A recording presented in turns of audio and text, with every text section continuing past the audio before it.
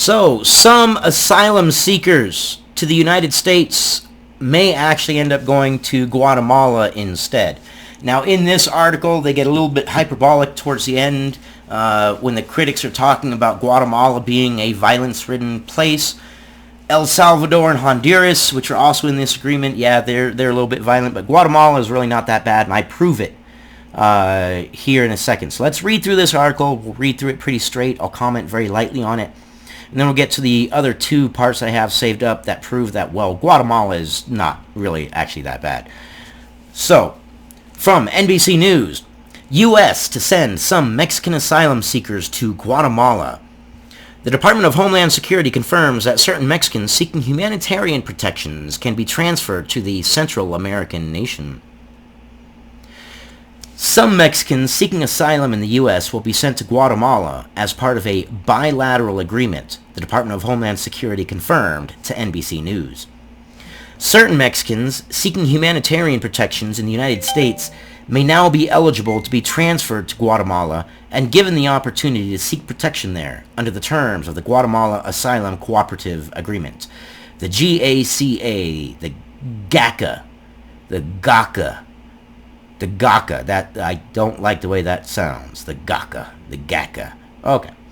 A Department of Homeland Security spokesperson said in a statement on Monday, or today as of filming. Emails detailing the implementation of the plan were sent to asylum officials in recent days, as first reported by BuzzFeed News. The emails said Mexican nationals will be included in the populations amenable to the agreement with Guatemala. The agreement, brokered last July between President Donald Trump's administration and the outgoing Guatemalan government, allows U.S. immigration officials to send migrants requesting asylum at the U.S.-Mexican border to apply for protection in Guatemala instead. So it's not like you apply for asylum in the United States and then, you wake up and you're in Guatemala. It's not like that. They apply there. I'm sure the idea that they bring forth is this. Yes, you can continue to apply in the United States, but there's a lot more stringent rules for getting asylum in the United States, and it's going to take a long process. Or you can apply for Guatemala, in which case it's a lot easier process and a lot quicker process. I'm sure that's kind of the way it's leaning. They haven't detailed how it's going to lead. I'll look into that after I finish this. I'm sure it's going to be a very, very, very, very long read. Things like these usually are. And they're usually very dry, very boring, and very filled with lawyer speak. So I don't want to do that yet because we're looking at probably a couple hours worth of reading. Probably. But when I do get it, if there's anything interesting in it, I'll make a story on it. Trump's administration made similar deals with Honduras and El Salvador last year. Critics of the agreement have said sending migrants to those violence-plagued Central American countries could further endanger them, as well as keep out those with valid asylum claims. They have also said the countries do not have the capacity in their asylum system to take on the migrants' claims. Now, when I heard that, I wanted to know, well, how dangerous is Guatemala? They're saying that all those Central American companies are really dangerous. Well, just how dangerous are they? So, here we have travel.state.gov. It is a really, really, really good site to go to find out the danger level of a country if you're going to go visit or you're just curious or whatever. To the right of your screen underneath my picture so you can't see it. Haha, I will put it up here. Blue, or number 1, is exercise normal precautions, meaning vacation and have fun. 2, exercise increased caution, meaning go there but realize that there are areas that have crime.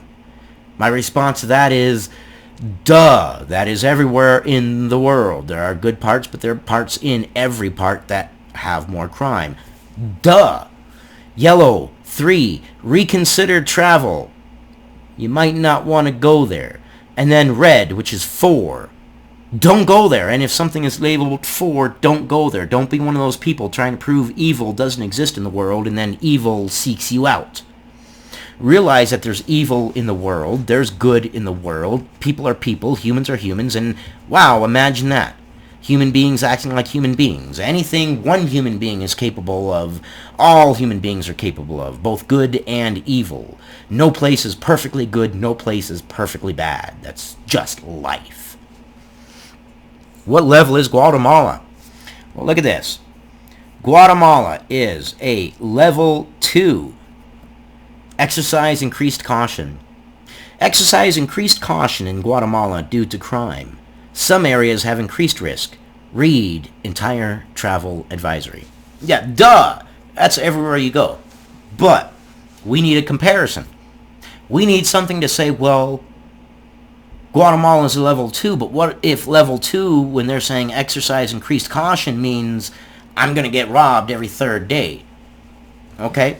So for a comparison, I also looked up the United Kingdom, and guess what? The United Kingdom is also level 2. Increased caution in the United Kingdom due to terrorism. Due to terrorism. When did we think we were going to hear that? But still the same level. You're trading crime with terrorism. Okay, I got you. So a little bit hyperbolic there. I just wanted to get this out there because there have been a couple discussions that I got into people with. And a lot of times when I get into online discussions, there's where the stories come from when someone says something and I'm like, why? And I got into a discussion with someone and they said, you can't send these...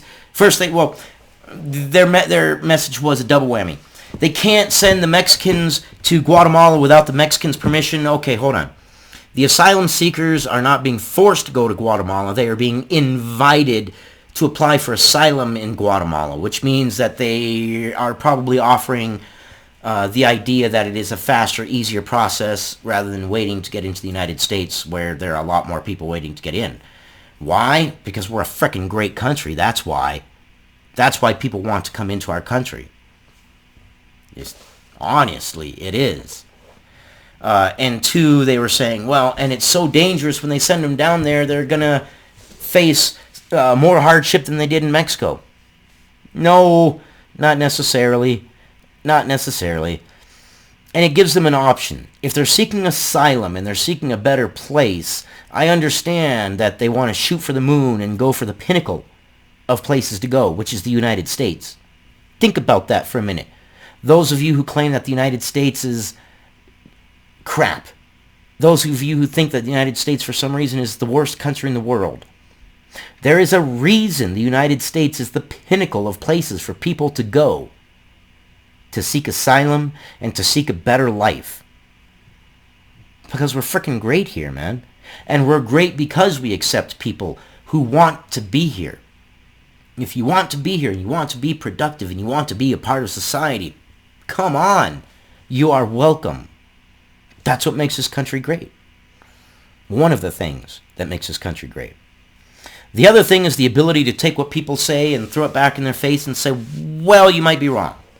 And this is your ability right now. If I am wrong, throw it back in my face and tell me. Never shy away from dissenting opinions. Never be afraid to hear someone else's opinion. And keep it civil. Keep it civil. Keep it civil.